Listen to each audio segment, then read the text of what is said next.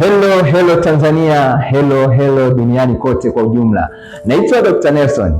Je, unajua ya kwamba kiburi ulicho nacho ni kwa sababu ya afya bora ulionayo? Au ulifahamu hilo? Yote unayofanya kwa sababu ya afya ulionayo. Afya yako ikipata shida kidogo, ikipata mgogoro kidogo, hata hiyo kiburi ulicho nacho, furaha ulionayo inaweza ikapotea ndani ya sekunde chache. Fikiria, hicho unachokifanya kwa sasa hivi, inatokea ghafla unaharisha, ikatokea ghafla tumbo linauma, ikatokea ghafla kifua kinauma, ikatokea ghafla kichwa kinakuuma. Je, furaha ulionayo sasa hivi utaendelea kuwa nayo? Jibu ni hapana.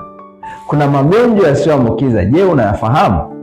Magonjwa yasiyoambukiza ni nini? Magonjwa yasiyoambukiza ni magonjwa yasiyo na vimelea ambayo hayawezi kuambukizwa kutoka sehemu moja kwenda sehemu nyingine, kutoka kwa mtu mmoja kwenda kwa mtu mwingine. Nina mifano mingi ya magonjwa yasiyoambukiza. Mfano, matatizo ya akili, kisukari, tatizo la moyo, presha, vidonda vya tumbo, bawasiri, tatizo la nguvu za kiume, tezi dume, uvimbe kwenye kizazi, mimba kuharibika, kushindwa kubeba ujauzito, kushindwa kumtungisha mwanamke ujauzito. Hayo ni miongoni mwa magonjwa yasiyoambukiza. Endelea kufuatana na mimi, nitakupa takwimu zikoje kwa Tanzania, takwimu zikoje kwa dunia kwa ujumla.